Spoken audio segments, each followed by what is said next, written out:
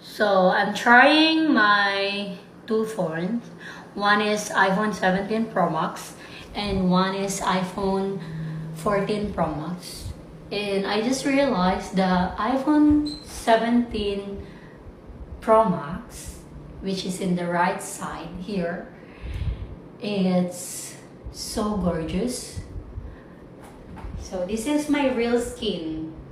Well, the iPhone 17 Pro Max, it seems like I'm a little bit lighter.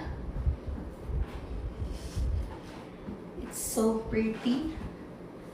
Oh my god, I think the iPhone 14 Pro Max, it's so real.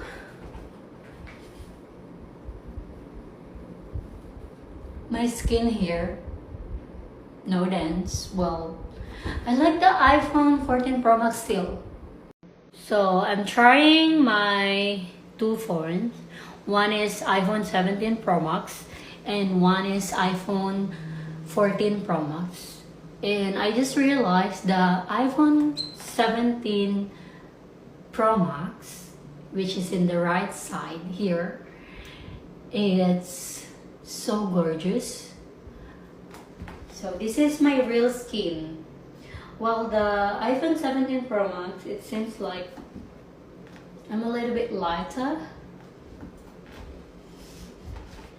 It's so pretty. Oh my god, I think the iPhone 14 Pro Max, it's so real.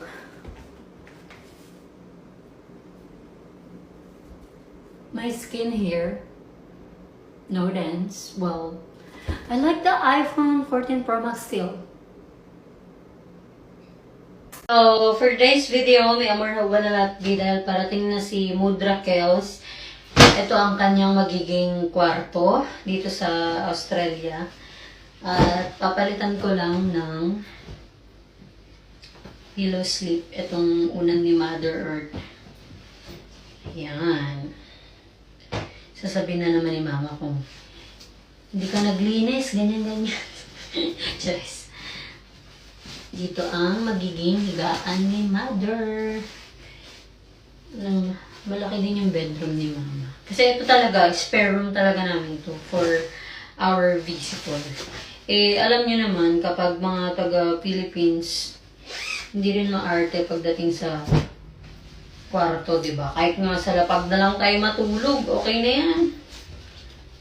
Ganun sa atin. Pero yun din yung nagustuhan kay Rockboom madalas. Kapag hindi siya maarte sa pag mga 1 to 2 days lang ganyan. Hindi siya maarte. Okay siya.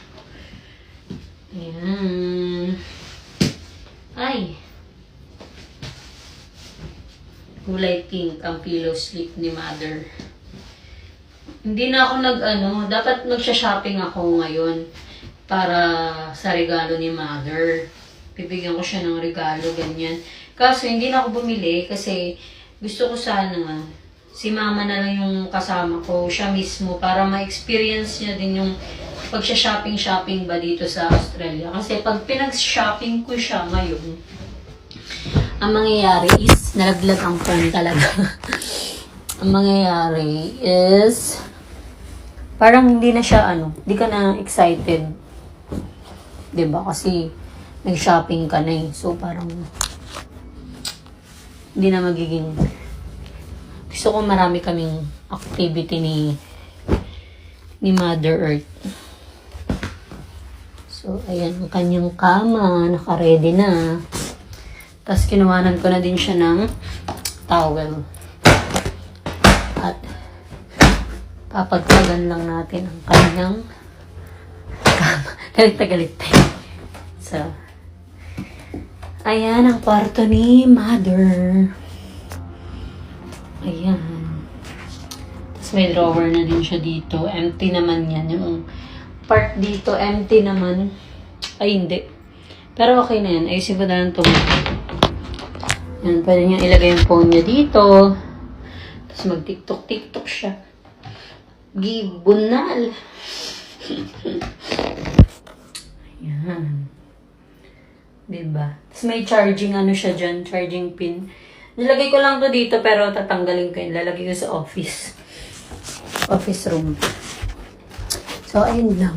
Pwede rin naman siya dito matulog sa kwarto ko. Magkatabi kami. Okay lang din. I'm excited!